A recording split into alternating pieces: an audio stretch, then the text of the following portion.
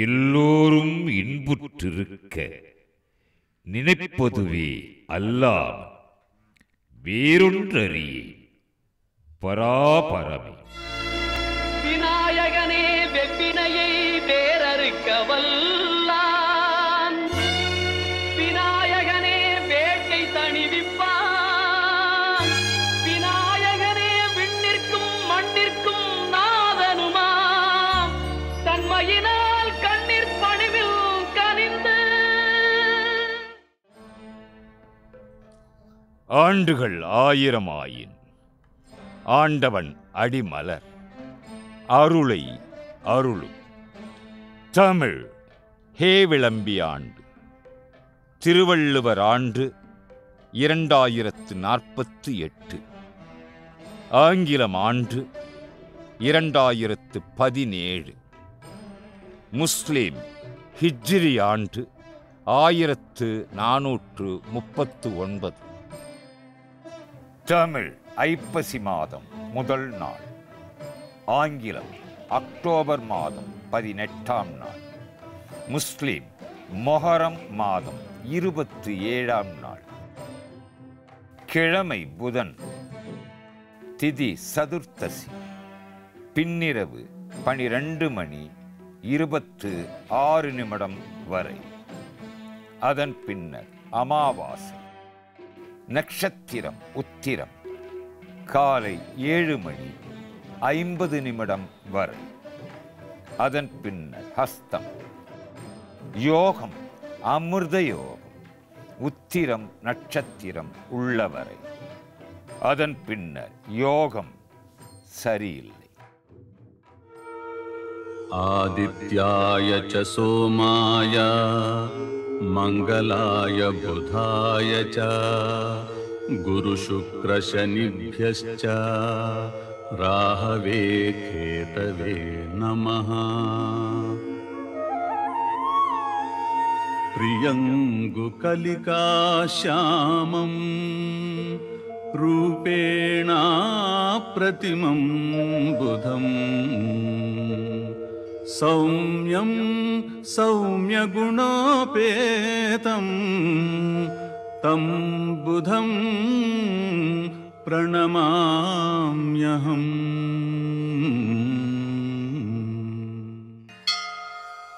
ஓம் கஜத்வஜாய வித்மஹே சுகஹஸ்தாய தீமஹி தன்னோ புதः பிரச்சோதயாத். ராகுகாலம் பகல் 12 முதல் 1:30 வரை. யமகண்டம் காலை 7:30 முதல் 9 வரை. குளிகை காலம் முற்பகல் 10:30 முதல் 12 வரை.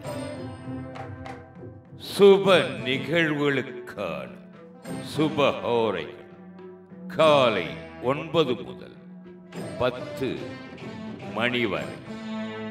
பிற்பகல் 1:30 முதல் 3 வரை. மாலை 4 முதல் 5 வரை.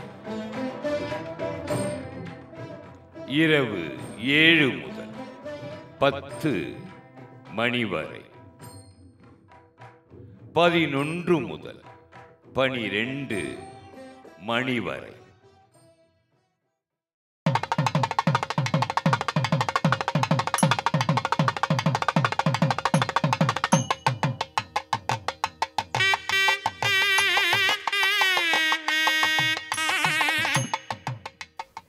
வேலூருக்கு மிக அருகில் அமைந்துள்ளது ஸ்ரீபுரம். இவ்வூரின் புராதான பெயர் திருமலைக்கோடி. இந்த திருமலைக்கோடியில் பல நூற்றாண்டுகளுக்கு முன்னர் பல ஞானிகளும் ரிஷிகளும் லோக மாதாவான அன்னை பராசக்தியை வேண்டி இந்த பூவுலகில் அவதரித்து கலியுகத்தின் வீரியத்தில் இருந்து மக்களை காத்து ரட்சிக்க வேண்டினர். அதன் பலனாகவே இங்கு கைலாசகிரி மலையடிவாரத்தில் ரம்யமான இயற்கை சூழலில் எழுந்தருளி அருள் பாலித்து வருகிறார் அன்னை லக்ஷ்மி நாராயணி.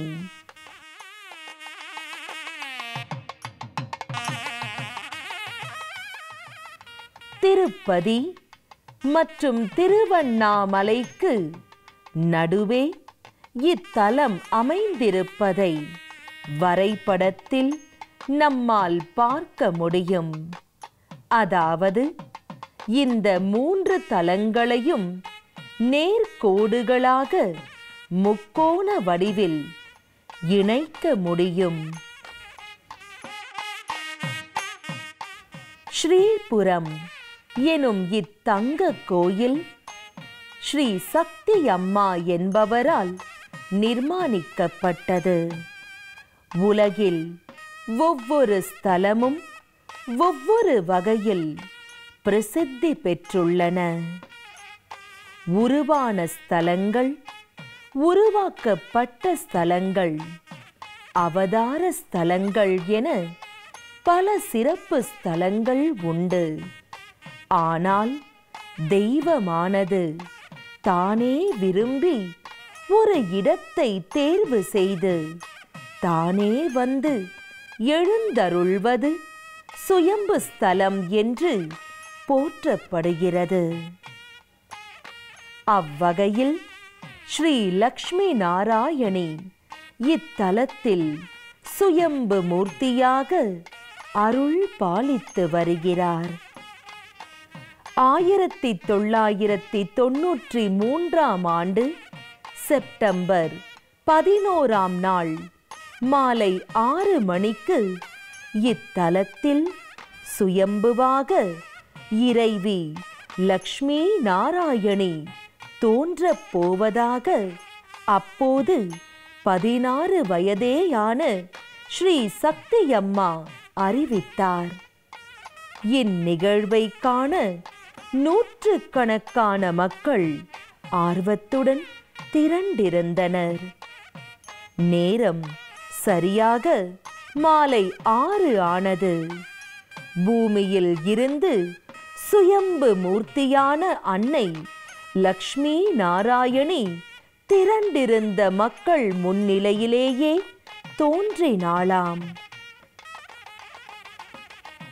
இந்த அபூர்வ நிகழ்வை கண்ட பக்தர்கள் பக்தி பரவசத்தில் மெய் சிலிர்த்ததாக உள்ளூர் வாசிகள் தெரிவிக்கின்றனர்.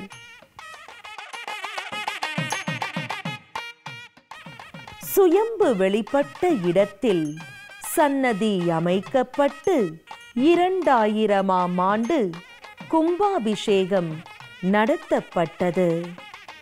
தங்கக் கோயிலுக்கு எதிரில் கூரை வேய்ந்த ஆலயத்தில் இந்த சுயம்பு மூர்த்தியை இன்றளவும் நாம் தரிசிக்க முடியும். இறைவியானவள் சுயம்பு வடிவில் தோன்றிய சில நாட்களிலேயே அவள் பின்னால் புற்றும் தோன்றியது சிறப்பு. பொதுவாக லக்ஷ்மி நாராயணிக்கு தனி கோயில் காண்பது அரிது.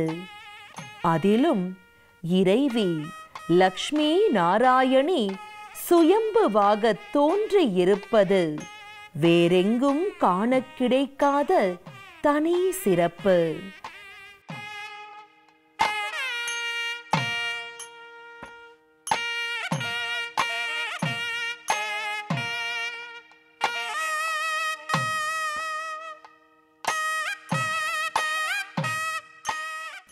உலகில் எத்தனையோ புண்ணிய தலங்கள் இருக்கும் போது அன்னை நாராயணி ஏன் திருமலை கோடியை தேர்வு செய்தாள்? திருமலை கோடியில் கைலாசகிரி என்ற மலை உள்ளது. இது சிவபெருமான் வாசம் செய்யும் இடம். இந்த மலையில் உள்ள தீர்த்தத்தின் பெயர் பிரம்ம தீர்த்தம். இந்த கைலாசகிரிக்கு அரியூர் என்ற பெயரும் உண்டு. அதாவது ஹரியும் சிவனும் ஒரு சேர வாசம் செய்யும் தலம். இப்படியாக ஹரியும் சிவனும் பிரம்மாவும் இங்கு வாசம் செய்வதால் அன்னை நாராயணி இத்தலத்தில் வேண்டி விரும்பி குடியேறினாள். திருமலையில் எழுந்தருளியிருக்கும் திருவேங்கடநாதனின் கடைக்கண் பார்வை படும்படியாக வேலூர் அருகே திருமலை கோடியில் வீற்றிருக்கிறாள் திருமகளான லக்ஷ்மி நாராயணி. திருமலைக்குச் சென்று ஏழுமலையானை தரிசிக்கும் பக்தர்கள் வேலூருக்கு வந்து ஏழுமலையானின் துணைவியான லக்ஷ்மி நாராயணியை தரிசித்து விட்டு சென்றால் நன்மை பயக்கும். முன்பு திருமலை கோடி என்று அழைக்கப்பட்ட இவ்வூர் லக்ஷ்மி நாராயணி கோயில் அமைக்கப்பட்ட பின் ஸ்ரீபுரம் என்ற திருப்பெயரில் இன்று அழைக்கப்படுகிறது.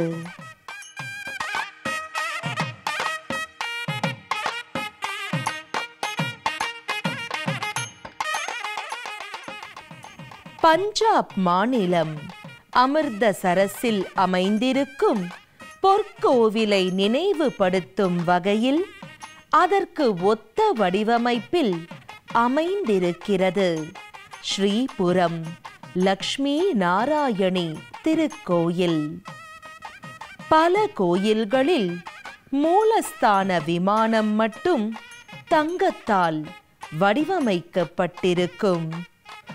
ஆனால் இத்தங்கக் கோயிலானது 1500 கிலோ தங்கத்தால் 55,000 சதுர அடி பரப்பளவும் தங்கத்தால் இழைக்கப்பட்டு சொர்க்கபுரி போல் காட்சியளிக்கிறது. 2000ஆம் ஆண்டு தொடங்கப்பட்ட தங்கக் கோயிலின் கட்டுமான பணிகள் 7 ஆண்டுகளில் நிறைவுற்று 2007ஆம் ஆண்டு மகா கும்பாபிஷேகம் நடைபெற்றது.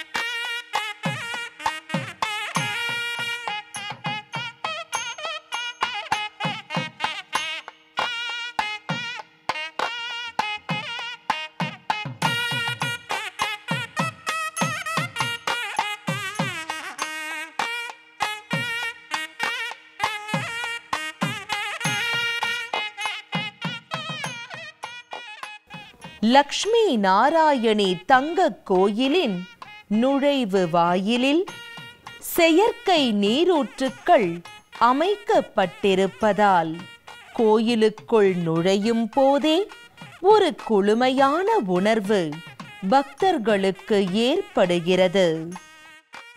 இறை பக்தியை போன்றே தேச பக்தியும் மிகவும் அவசியம் என்பதை உணர்த்தும் வகையில் வேறெந்த திருக்கோயிலிலும் இல்லாத தனி சிறப்பாக இத்தங்கக் கோயிலில் மூவர்ண கொடி கம்பீரமாக பறந்து வருகிறது.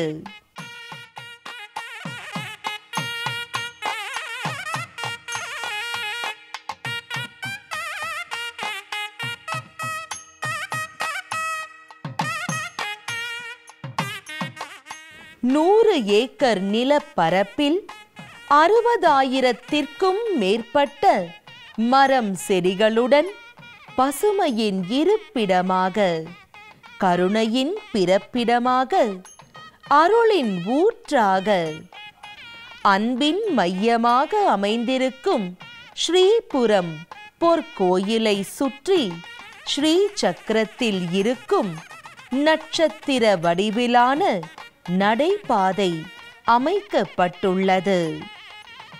நடைபாதைக்கு இரு பக்கமும் பச்சை பசேல் என புல்வெளியும் பல மலர்கள் நிறைந்த சோலையும் அமைக்கப்பட்டுள்ளது.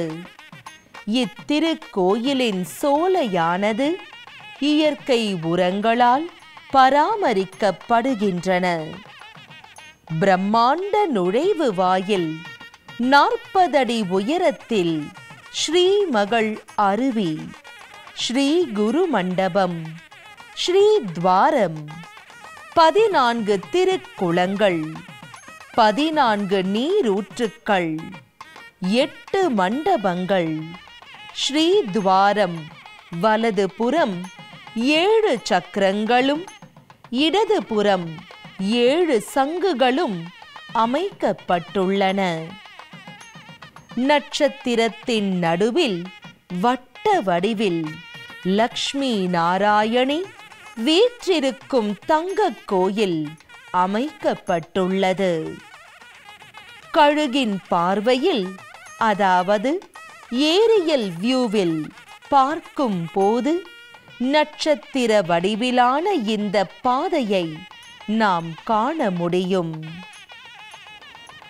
மலையடிவாரத்தில் இயற்கையான சூழலில் தங்கக் கோயிலை சுற்றி இந்த நட்சத்திர பாதையானது அமைக்கப்பட்டிருப்பதால் அதில் நடக்கும் பக்தர்கள் மிகுந்த மன அமைதியையும் முழுமையான இயற்கை சக்தியையும் கிடைக்கப் பெறுவார்கள்.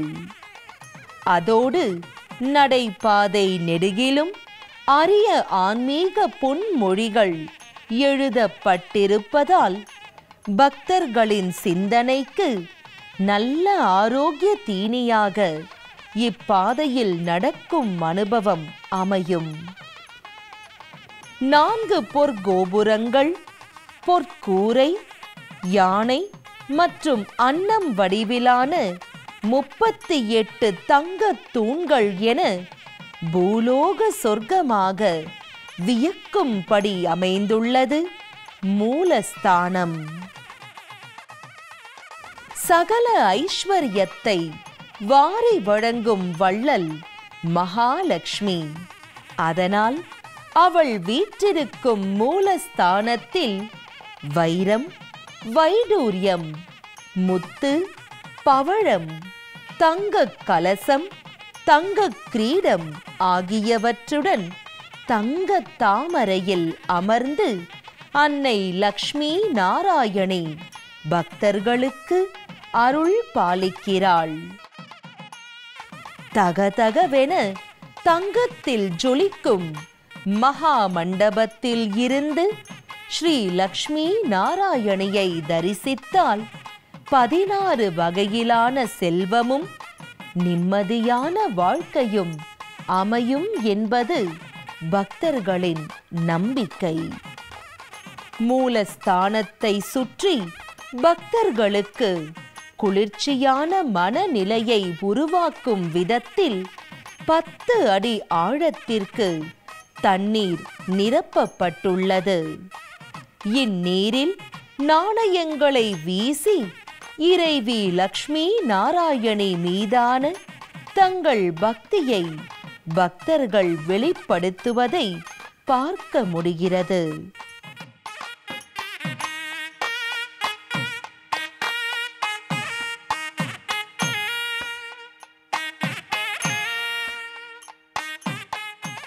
இத்திருக்கோயிலின் மற்றொரு சிறப்பு என்னவென்றால், மூலஸ்தானத்திற்கு எதிரில் ஸ்ரீ ஸ்வர்ண லக்ஷ்மியின் விக்கிரகம் அமைக்கப்பட்டு அதற்கு பக்தர்களே தங்கள் கைகளால் அபிஷேகம் செய்யும் வசதி செய்து தரப்பட்டுள்ளது.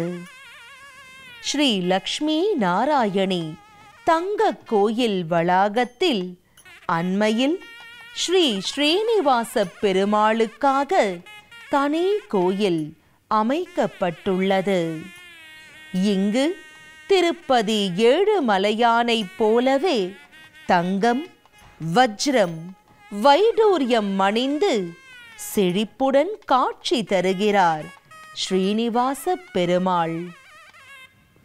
லக்ஷ்மி நாராயணி திருக்கோயிலில் அலங்கார வளைவுகள், சிற்பங்கள், சோலைகள் என அனைத்திலுமே ஒரு கலைநயம் காண முடிகிறது. அத்தோடு நாள்தோறும் இங்கு வருகை புரியும் பக்தர்களுக்கு பசியாற்றுவதற்காக அன்னதானமும் இத்திருக்கோயிலில் செயல்படுத்தப்படுகிறது. இத்திருக்கோயிலில் இந்தியாவின் அனைத்து வகை பசுக்களையும் பாதுகாக்கும் வகையில் கோசாலை அமைக்கப்பட்டுள்ளது. இறைவனானவன் தூணிலும் இருக்கிறான், துரும்பிலும் இருக்கிறான். அமர்ந்த இடத்தில் இருந்து இறைவனை ஒரு கணம் நினைத்தாலும் ஓடோடி வந்து நாம் கேட்ட வரத்தை நல்குவான். அப்படி இருக்க இத்தனை நிலப்பரப்பில் இத்தனை பிரம்மாண்டமாக தங்கத்தால் ஒரு கோயில் இறைவனுக்கு வேண்டுமா என பலர் கேட்கக்கூடும். மக்களுக்கு பல்வேறு விஷயங்களில் நாட்டம் அதிகரித்திருக்கும் இக்கலிகாலத்தில் ஆன்மீகம் மீது கவனம் படரவும், கோயிலுக்கு வந்து ஆன்மீக சிந்தனையை வளர்த்து கொள்ளவும் இத்தகைய பிரம்மாண்டமும் அவசியப்படுகிறது அல்லவா? ஸ்ரீ லக்ஷ்மி நாராயணி திருக்கோயிலுக்கு வருகை தரும் பக்தர்களுக்கு இறைவன் மீதான பற்று மட்டுமல்லாமல் இயற்கை மீதான புரிதலும் விழிப்புணர்வும் ஏற்படுவதே ஸ்ரீபுரம் தங்க கோயிலின் தனி சிறப்பு. ஓம் சுக்லாம் வரதரம் விஷ்ணும் தசிவர்ணம் சதுர்புஜம் பிரசன்னவதனம் ध्यायेत् सर्वविघ्नोपशान्तये. ஓம் ஓம் புவः ஓம் ஸ்வः ஓம் विष्णुर्विष्णुर्विष्णुः श्रीमद्भगवतो महापुरुषस्य विष्णोराज्ञाः प्रवर्तमानस्य अद्य श्रीब्राह्मणोन्नी द्वितीयपरार्धे श्रीश्वेतवाराः कल्पे वैवस्वन्वन्तरे अष्टाविंशतितमे कलियुगे क्लिन्दर्णे जम्बोद्वीपे वर्तखण्डे भारतवर्षे आर्यावर्तान्तर्गतब्रह्मवर्तैकदेशे पुण्यप्रदेशे तमिळ्नाडुप्रदेशे श्रीब्रह्मनाम्निकस्थाने यथा नाम संवत्सरे शुभनाम संवत्सरे मासानामुत्तमे मासे शुभे शुभमासे शुभयोगे शुभकर्णे शुभराशि स्थानस्थितेषु नवग्रहेषु एवं गुणगणविशेषण विशिष्टायां शुभपुण्यतिथो वासरान्वितायां अमुकवासरे शुभवासरे अमुकगोत्रोत्पन्नोऽहं क्षेदारा श्रीपरमेश्वर प्रीत्यर्थं श्रीपरमेश्वरे प्रीत्यर्थं यजमानस्याः यथा यथा गोत्रोद्भवस्य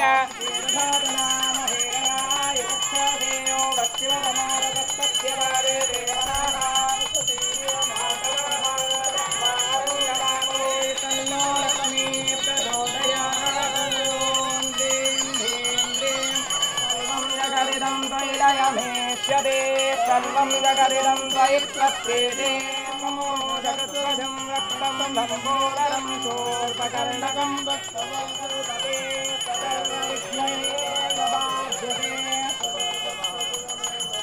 प्रपञ्चमहापापाप्रमुच्यते सायनदेहानो दिवसकृतं भावं नाशयते प्रातरदेहानो रात्रिकृतम्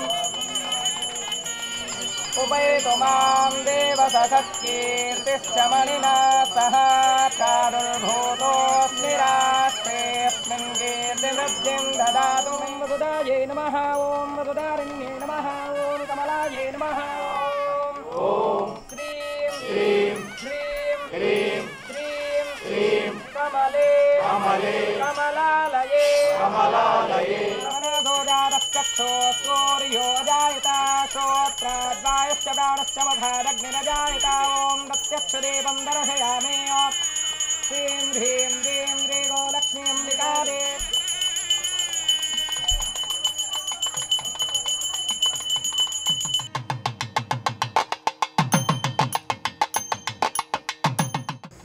सर्वमङ्गलमाङ्गल्ये शिवे सर्वार्थसाधके शरण्ये त्र्यम्बके गौरी नारायणी नमोस्तुते.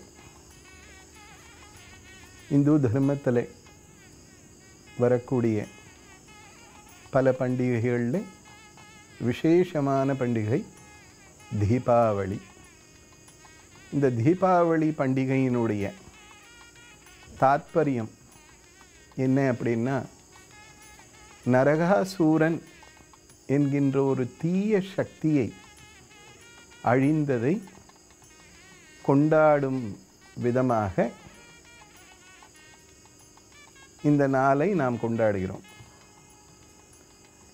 இதை கேட்கும் பொழுது மனசுக்குள்ளே ஒரு கேள்வி உண்டாகலாம். என்றோ அழிந்த நரகாசூரனுக்காக இன்றும் நாம் அதை கொண்டாட வேண்டுமா? அதுதான் நரகாசூரன் அழிந்து விட்டானே. நரகாசூரன் என்கின்ற அசுர சக்தி அழிந்தாலும் அந்த அசுர சக்திக்குள்ளிருந்த அந்த அசுர சக்திக்கு காரணமான அஜ்ஞானம் என்கின்ற இருள்மயமான கோபம், காமம், குரோதம், லோபம், பொறாமை போன்ற பல வகையான தீய குணங்கள் இன்னும் ஒவ்வொருவர் மனதில் உள்ளும் நமக்கு தெரியாமல் இருந்து கொண்டிருக்கும். அவைகள் நம்மை ஆனந்தமான வாழ்க்கையில் செல்ல விடாமல் ஏதோ ஒரு வகையில் நமக்கு தடைகளை அளித்து கொண்டே இருக்கும். ஆக இந்த தீபாவளி என்பது என்றோ அழிந்த நரகாசூரனுடைய வதத்திற்காக மாத்திரமல்ல, ஒவ்வொருவர் மனதிலும் உள்ள நமக்கு தெரியாமல் தெரிந்து நம்முள் மறைந்துள்ள தீய சக்திகளை நீக்கி அமைதியான ஆனந்தமான வாழ்க்கையை வாழ வேண்டும் என்பதற்காகத்தான். ஆக தீபாவளியினுடைய விசேஷம் தீமைகளை அழித்து நன்மைகளை பெருக்கிக் கொள்ள வேண்டும். ஒரு பாத்திரத்தில் ஒரு தீய ஒரு பொருள் இருக்குமானால் அதன் மீது எவ்வளவு நல்ல பொருட்களை விட்டாலும் அது இன்னமும் அந்த தீய பொருளின் குணத்தாலேயே ஆட்கொள்ளப்பட்டிருக்கும். அதுபோல் மனிதனுடைய மனதிலேயும் தீய எண்ணம் இருக்கும் பொழுது நல்லவைகளுக்கு அங்கு இடம் இருக்காது. ஆக தீபாவளி நாளில் நாம் நினைவு கொள்ள வேண்டியது, நம்முள் மறைந்துள்ள தீய எண்ணங்களை தெய்வத்தின் அருளால் பூரணமாக நீக்கி அமைதியுடன் வாழ வேண்டும் என்பதை. மனித வாழ்க்கையில் இருக்கின்ற அனைவருக்குமே ஒரே ஒரு எண்ணம்தான், இந்த பிறவியில் ஆனந்தமாக சந்தோஷமாக வாழ வேண்டும் என்பது. ஆனால் அப்படிப்பட்ட வாழ்க்கை அனைவருக்கும் சாத்தியமாக எல்லா காலகட்டங்களிலும் இருப்பதில்லை. ஏதாவது ஒரு பிரச்சனைகள், ஒரு குழப்பம், ஒரு தடை, ஒரு வேதனை அவ்வப்பொழுது வந்துவிட்டே இருக்கும். இதற்கு காரணம் என்ன என்று பார்த்தோமானால், நம்முடைய தர்மத்தில் நிறைய பழமொழிகளில் விசேஷமானது நிறைய சந்தர்ப்பங்களில் கூறப்படுவது, தீதும் நன்றும் பிறர் தர வாரா. இதற்கு அர்த்தம் என்னவென்றால், நம்முடைய வாழ்க்கையில் நடக்கும் நன்மைகளுக்கும் தீமைகளுக்கும் நாமே தான் காரணம். ஆக நம்முடைய வாழ்க்கையில் ஒரு கவலையோ ஒரு பிரச்சனையோ வருகின்றது என்றால், அவை நாம் இதற்கு முன் செய்த எடுத்த பிறவியில் செய்த வினையால், அதாவது கர்மத்தின் பலனால் வந்தது. அதனால்தான் தீதும் நன்றும் பிறர் தர வாரா என்று கூறினார்கள். ஆக நம் வாழ்வில் நடக்கும் அத்தனை காரியங்களும், அது நன்மையானாலும் சரி தீமையானாலும் சரி, அவற்றிற்கு நாமே தான் காரணமாக இருக்கின்றோம். இந்த சூழ்நிலையில் ஒருவருடைய வாழ்க்கையில் துயரமோ துன்பமோ வருகிறது என்றால், ஏதோ ஒரு பிறவியில் செய்த ஒரு கர்மவினை அவர்களை தொடர்ந்து வருகிறது என்ற அர்த்தம். ஆக இந்த கர்மத்திற்கு, இந்த வினைகளுக்கு காரணம் என்ன என்று பார்த்தால், ஒரு செயல் செய்ததால் தான் அந்த செயலின் வடிவால் இந்த வினையானது வந்தது. அந்த செயலுக்கு என்ன காரணம் என்று பார்த்தால் எண்ணம். முதலில் எண்ணங்களில் உண்டாகி பிறகு அது செயல் வடிவாக மாறி அந்த செயல் வடிவம் கர்மா என்ற பலன்களை தருகிறது. ஆக எண்ணத்திற்கு என்ன காரணம் என்று பார்த்தால் சூழ்நிலை. ஒருவன் சரியான சூழ்நிலையில், அதாவது நல்ல சூழ்நிலையில் இருக்கும் பொழுது அங்கே நல்ல எண்ணங்கள் உண்டாகும். நல்ல எண்ணங்கள் உண்டாகும் பொழுது அங்கே நல்ல செயல்கள் உண்டாகும். நல்ல செயல்கள் உண்டாகும் பொழுது அங்கு நல்ல காரியங்கள், நல்ல கர்மாக்கள், புண்ணியங்களை உண்டாக்கக்கூடிய காரியங்கள் உண்டாகும். அப்படி நிறைய புண்ணியங்கள் நம் வாழ்க்கையில் நாம் உண்டாக்கி கொள்ளும் பொழுது அந்த புண்ணியங்கள் நமக்கு தேவையான சந்தோஷத்தையும் ஆனந்தத்தையும் அளிக்கும். ஆக சூழ்நிலை, அந்த சூழ்நிலையிலிருந்து எண்ணங்கள் உண்டாகிறது, எண்ணங்களிலிருந்து செயல் உண்டாகிறது, செயல்களிலிருந்து கர்மா உண்டாகிறது, கர்மாவிலிருந்து பலன் உண்டாகிறது. ஆக நமக்கு நல்ல பலன்கள், நல்ல வாழ்க்கை அமைய வேண்டும் என்றால் இவற்றுக்கெல்லாம் மூலமான நல்ல சூழ்நிலையை நாம் உருவாக்கி கொள்ள வேண்டும். நல்ல சூழ்நிலை என்பது நம் மனதில் நன்மைகளை உண்டு செய்வதே நல்ல சூழ்நிலை. இது என்னவென்றால் பக்தி. பக்தியே நல்ல சூழ்நிலையை உருவாக்கும் சக்தியாகும். பக்தி என்கின்ற ஒரு சக்தி ஒருவருள் இருக்கும் பொழுது அந்த பக்தி என்கின்ற தெய்வத்தின் அன்பானது ஒருவரை நல்வழியில் நடத்தி தவறு செய்ய விடாமல் ஒரு சக்தியாய் பாதுகாக்கும். பக்தி என்ற வார்த்தைக்கு அன்பு என்று அர்த்தம். நாம் மனிதர்கள் மீதே, நாம் வாழ்ந்து கொண்டிருக்கின்ற இந்த உலகத்திலேயே நாம் ஒரு மனிதர் மீது அன்பாக நடந்து கொண்டோம் என்றால் அதற்கு பிரதிபலனாக அந்த மனிதருடைய அன்பு நமக்கு மீண்டும் கிடைக்கும். அதே போல மனிதர் மீது அன்பு வைக்கும் பொழுதே நமக்கு மீண்டும் அன்பு கிடைக்கிறது என்றால் தெய்வத்தின் மீது நாம் அன்பு வைக்கும் பொழுது அதற்கு பிரதிபலனாக தெய்வத்தின் அருள் என்கின்ற அன்பு உண்டாகும். அப்படி அந்த அன்பு உண்டாகும் பொழுது நமக்கு நல்ல எண்ணங்கள் உண்டாகும். அந்த நல்ல எண்ணங்கள் உண்டாகும் பொழுது நாம் செய்கின்ற காரியங்கள் நல்ல காரியங்களாக அமையும். நாம் நல்ல காரியங்களை செய்யும் பொழுது நம் வாழ்வில் புண்ணியம் என்று சொல்லக்கூடிய ஒரு மங்களகரமான சக்தி, நல்ல கர்மாக்கள் உண்டாகும். அப்படி புண்ணியமும் நல்ல கர்மாக்களும் நாம் உண்டாக்கி கொள்ளும் பொழுது இவையே நமக்கு வாழ்க்கையில் ஆனந்தத்தையும் சந்தோஷத்தையும் ஆரோக்கியத்தையும் தரக்கூடிய மிகப்பெரிய சக்திகளாகும். ஆக நம்முடைய வாழ்க்கையை நிர்ணயித்து கொள்ளும் சக்தி நம்மிடம் உள்ளது. பக்தியால் சிறப்பாக நம்முடைய வாழ்க்கையை அமைத்து கொள்ள முடியும். ஆக ஒருவர் ஆனந்தமாக வாழ வேண்டும் என்றால் அதற்கு கண்டிப்பாக பக்தி அவசியம். தெய்வத்தின் மீது அன்பு அவசியம். இந்த பக்தியை எப்படி செய்வது? நிறைய செலவு செய்து, நிறைய நேரத்தை செலவு செய்து, இதற்காக நம்முடைய தர்மத்தை எல்லாம் விட்டுவிட்டு சதா சர்வகாலம் தெய்வத்தை நினைத்து கொண்டே இருக்க இந்த யுகத்தில் சாத்தியமா என்றால் அப்படி இருக்க வேண்டும் என்ற அவசியம் இல்லை. கலியுகத்தில் அனைவருக்கும் ஏற்றது நாமஸ்மரணம். நமக்கு பிடித்த தெய்வத்தின் நாமத்தை தினம்தோறும் சிறிது நேரம் நம் மனதிற்குள்ளே நாம் தியானம் செய்யும்போது அந்த சிந்தனை அந்த தெய்வத்தினுடைய சக்தியையும் ஆற்றலையும் நம்முள் உற்பத்தி செய்யும், உண்டு பண்ணும். அப்படி உண்டாகின்ற நல்ல சிந்தனைகள் நம்மை நல்வழியில் நடத்தி நல்ல காரியங்கள் செய்து நாம் புண்ணியத்தை சம்பாதித்து கொள்ள வழிவகுக்கும். ஆக பக்தி கலியுகத்திற்கு கிடைத்த மிகப்பெரிய சக்தி. சோதனைகள் வரும்பொழுதும், வேதனைகளோடு இருக்கும் பொழுதும், கவலை வரும் பொழுதும் அது தெய்வம் தந்ததாக கருதக்கூடாது.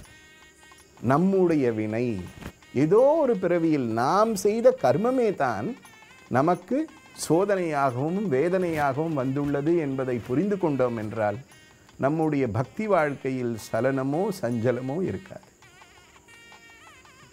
ஆக பக்தி இந்த மனித வாழ்க்கைக்கு கிடைத்த மிகப்பெரிய கொடை. கவலைகள் வரும் பொழுதெல்லாம் அதிலிருந்து நமக்கு தெரிந்து கொள்கின்ற பாடம், இதோ ஒரு கர்மா நம்மை தொடர்கிறது என்று அர்த்தம். அவைகள் மாத்திரமல்ல, உலகில் சந்தோஷங்களிலிருந்து நன்மையை கற்றுக்கொள்வதை விட சோதனைகளிலும் துயரங்களிலும் நிறைய உண்மைகளையும் நன்மைகளையும் கற்றுக்கொள்ள முடியும்.